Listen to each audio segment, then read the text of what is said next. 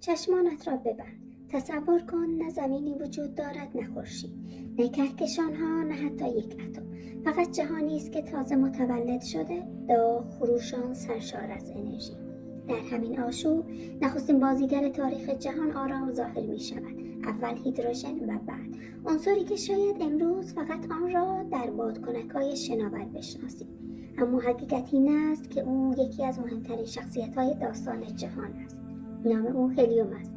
برای شناخت هلیوم باید به اولین دقایق عمر جهان سفر کنیم. تنها چند دقیقه از مهبان گذشته. دمای جهان میلیاردها درجه است. در این شرایط عجیب پروتون‌ها و نوترون‌ها برای نخستین بار کنار هم قرار می‌گیرند و هسته‌های کوچک هلیوم را می‌سازند. دانشمندان آن را هسته‌زایی بیگ بنگ می‌نامند.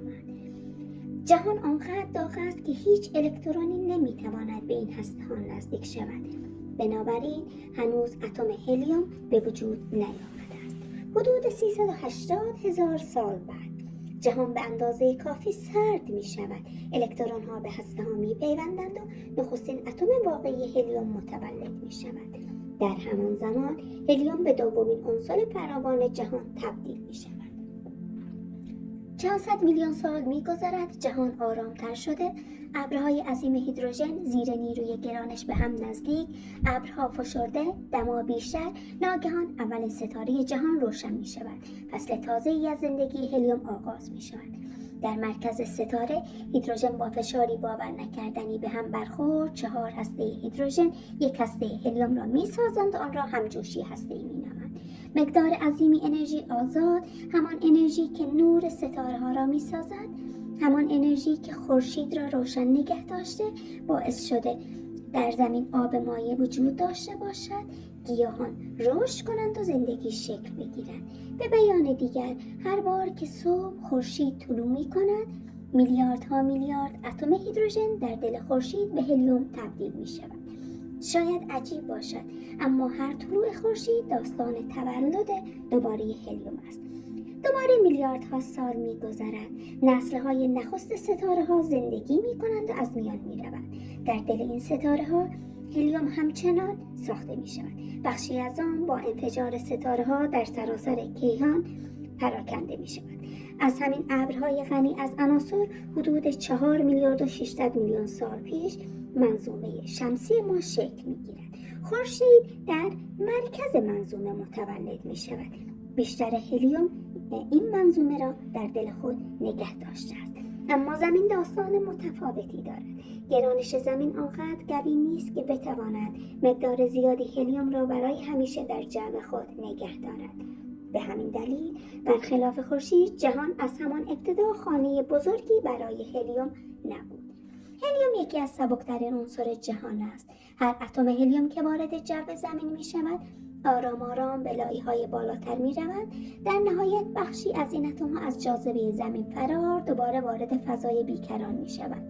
به همین دلیل است با وجود فراوانی هلیوم در جهان، در جو زمین تنها مقدار بسیار ناچیزی از آن وجود دارد.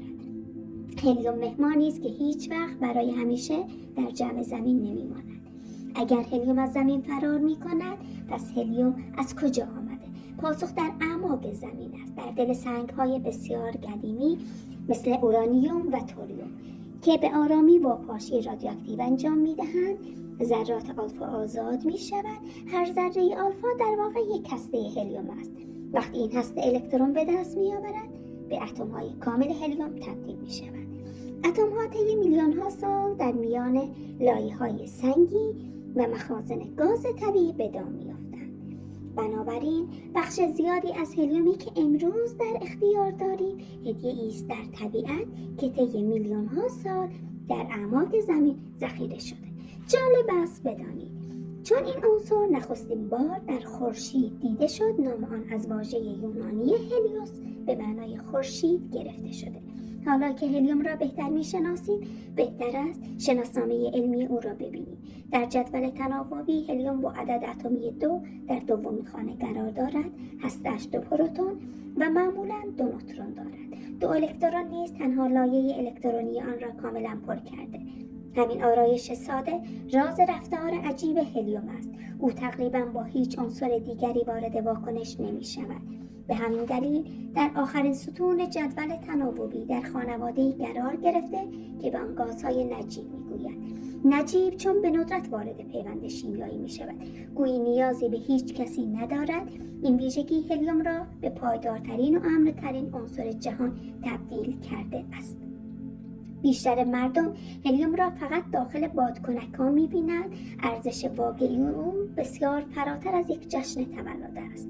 هلیوم مایع می‌تواند دمایی نزدیک به منفی 269 درجه سانتیگراد ایجاد کند. به همین دلیل قلب دستگاه‌های MRI بدون هلیوم نمی‌تواند کار کند. در ساخت تراشه‌های رایانه‌ای، صنایع هوافضا، بالون‌های هواشناسی، حتی مأموریت‌های فضایی نیز از این عنصر استفاده شده. هلیوم آرام است، اما جهان مدرن بی صدا به او وابسته است. پایان داستان کمی غم‌انگیز است. هلیوم آنقدر سبک است که آرام آرام از گرانش زمین فرار می‌کند، دوباره به همان جایی برمیگردد که میلیاردها سال پیش از آن آمده. فضای بیکران.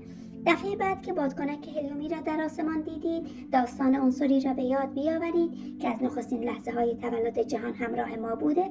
سفری که آغاز شد در قلب ستاره‌ها ادامه یافت و به زمین رسید. جان میلیون‌ها انسان را نجات داد و دوباره به خانه‌اش برگشت. منتظر داستان بعدی از جهان هستی باشید.